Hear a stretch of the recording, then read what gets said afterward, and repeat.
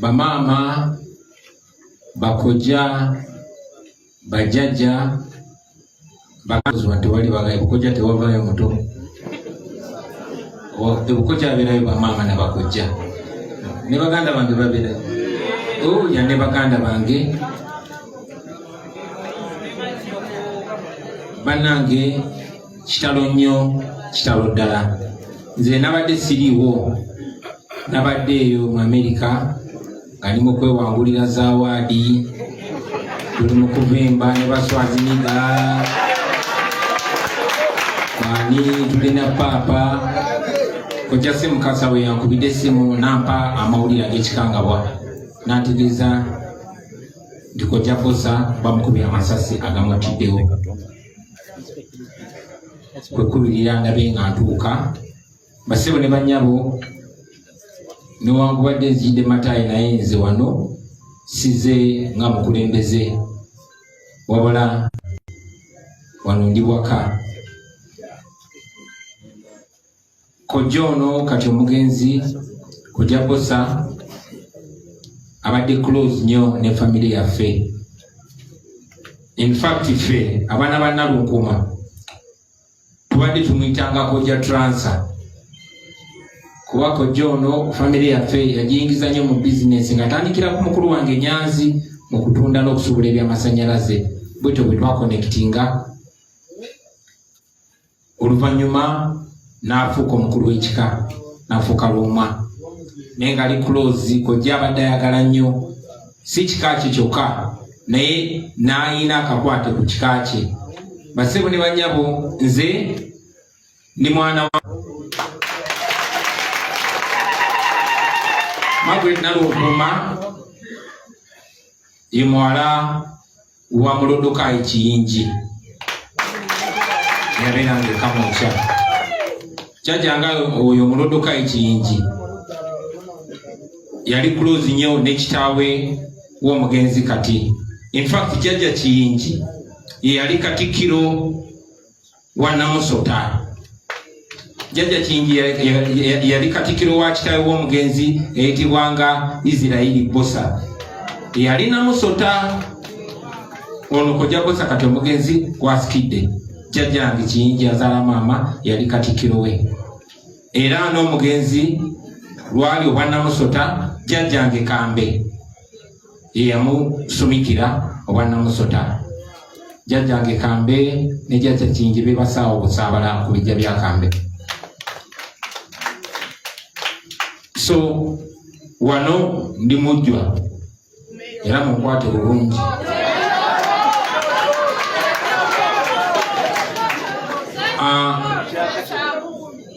Kitalo baganda bange nnyo ffe nga family tufiiriddwa nnyo newankubadde kati bino bye nafuuka sometimes family yange okuba keepinga nga bali safe okujjako bano bakojja bange base mukasa bamirembe ensana bakojja bange abo bakojja Kitooke mbagala from a distance kubasangala obusajja bumanye nti oyo naye muganda we oyo naye kojjawe bubabuza emirembe naye nga nange ndi mwana wammwe kojja nange ndi mwana gwa ndiga wadde nga neddira mbogo naye ndi mwana gwa ndiga kati gwe laba mix eyo y'embogo n'endiga nyinza okutomera omuntu ate nga akabiro k'endiga mpologoma kati mix eyo mugiraba.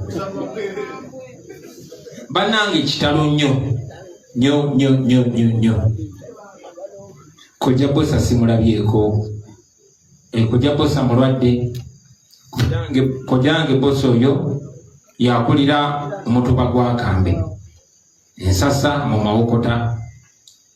So tuli very connected. Ate maama yafa yatulekera nnyo abasaidiye era ffe tukulidde nnyo okusaidia maama okusinga eya taata era bazadde baffe abasinga bandiga era n'abatukuza empisa abakojja Kitooke lwakuba kati akaddiyemu naye teyalinga wakuwena ebiseera biri.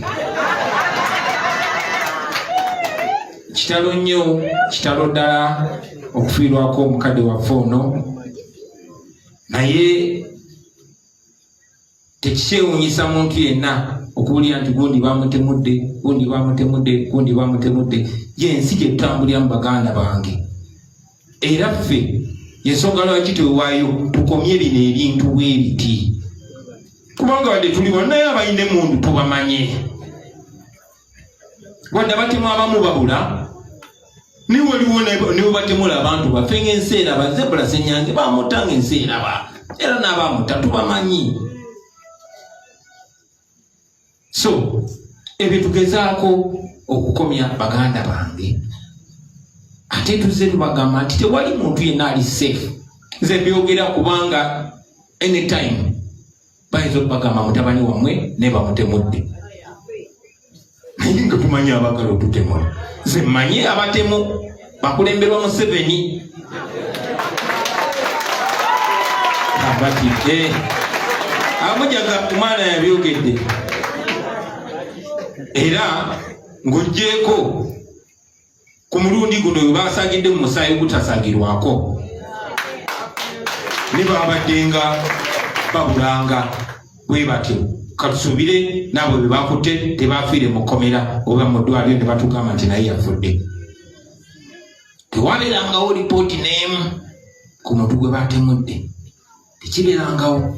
Adde mpuliriza maama Nabbosa ow'ekitiibwa yabadde ayogera awo ku TV, oyo maama wange, oyo sisita wa maama wange, naye yabadde ayogera n'agamba twabadde tusuubira abantu balala be bayinza okutta, naye so no kituufu bebasuubira okutta be baffe bammwe ba common people mmwe. Naye nze mbagamba tewali ali safe. Olaba bakuba general amasasi ne bagakuba n'abasumba bwe gaba nga gaali gaddala. Kakati batemudde mukulu wa kika, so tubeera twebuuza ani addako. Yensi gye tulimu bamaama bataata, yensi gye tulimu.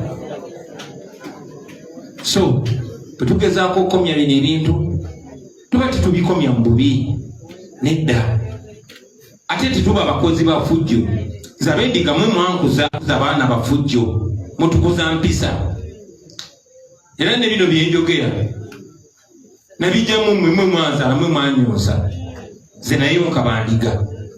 So bino byenjogera saabisoma mu ssomero, nabiyonka mu bbeere lya nnyabo Nalunkuuma.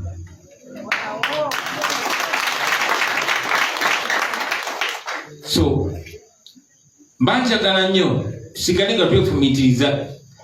Jjajja tugenda muziika naye kiriko maddi. Abantu baffe bameka balina okuttibwa, kino ne kikoma. Uganda ki gye tukuliddemu naddamwe bakadde baffe mwab'ebitiibwa. Ba Buganda bw'ogendako ekitalya 9 ku 10 baana ba Buganda, ate ng'ekisinga n'obba wambisa n'obba tulugunyisa, olumu ennyendo zaffe zino ezaakagala. So embeera gye tulimu bakojja ne bamaama, era kye tulina okukomya. Kitalo nnyo, kitalo ddala bannange, kitalo okuba nti kati tuli wano nga jjajja teyakaddiye. Omusajja abadde decent, omusajja abadde omukozi, tali mu byabufuzi, toyinza gamba nti talina mpalana n'abantu. Musajja mukkiriza naye bamutemudde. Kakati bwe gwani? So kitalo nnyo basebo ne bannyabo, bigambo bijja kuba bitono bwe biba nga bibadde bitono, naye byebyo ntuusa eri famire ya mukoddomi wammwe JW Sentamu kati omugenzi, eri baganda bange bonna, eri ekibiina kya NUP kyenkulembera, n'eri bannayuganda bonna benkulembera kuba nze pulezidenti wakutta. Era abendiga mwazaala nnyo, era mbeereyo ngamba abantu bwe mundaba gino emimwa gyali gya maama, gano amaaso gaali ga maama, ne buno obwongo bwe mulaba. So mwebale nnyo abendiga kutuzaala na kutuyola, kitalo nnyo ekyajjaja kitalo ddala. Katusuubire tebanaswala ne batuwa lipooti. Naye kusingira ddala tulina okukolera awamu okulaba nga eno embeera tugikomya. Eno embeera tegenda koma baganda bange okujjako nga tugikomeza. Njagala okusembayo nga neebaza abaana aba boodabooda. Mwebale kuba bavumu. Era ekyo kye mwakoze kibeere kyakuyiga eri mmwe. Bawamba baganda bammwe bulijjo gwe bawamba tadda. Kyemugamba temusobola kwewaayo ne muvumba katirako akasajja akamu akalina emmundu ne musalawo ekyo kakolera. Kati bwebanga yenkola bajja kulekerawo okuwamba abantu baffe, bajja kulekerawo. Kitalo nnyo bassebo ne bannyabo. Omwoyo gw'omugenzi Mukama agw'omuza emirembe. Naffe tusigale nga tugezaako okulwana okutereeza ensi yaffe. Tugenda givaamu tugirekera abaana baffe nga yeeyagaza, kuba kati teyagaza. Mwebale nnyo, mwebale ddala. Ssaabasajja Kabaka gutusinze nnyo. Kannange engalo ez'amaanyi eri omwana wange.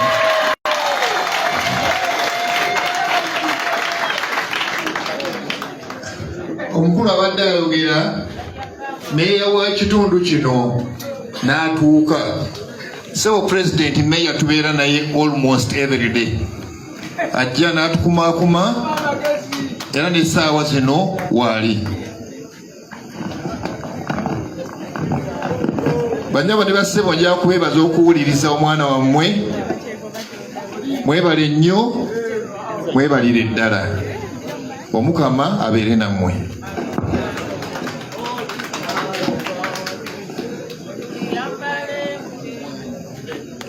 Otyo tweyanzege bakadde bange bakungubazi bannaffe, nange mukkirize nkozese eddoboozi eryange ku lw'ab'ennyumba. Neebaze Katonda atusobozesezza okukuŋŋaana akawungeezi k'olwaleero era n'atusobozesa n'okubanga mu masekkati gaffe tulina omukulembeze w'eggwanga. Temukiyita kyangu nnyo era si kya bulijjo, si buli maka nti gasobola okuzaala omukulembeze w'eggwanga. N'olwekyo mwebale nnyo, mwebalire ddala. Nja kusaba omwana omulenzi ali mu byuma otweyo akayimba mpola mpola nga bwe tugenda mu maaso. Weebale nnyo.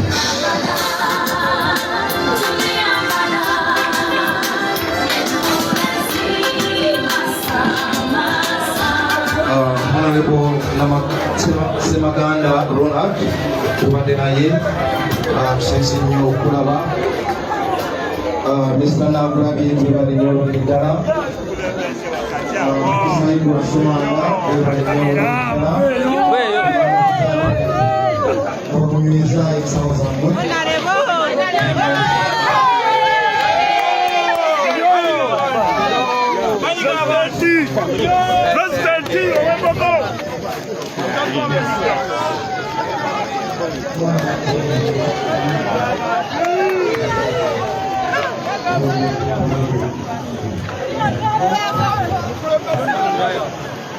Yes. Mati banda saidi.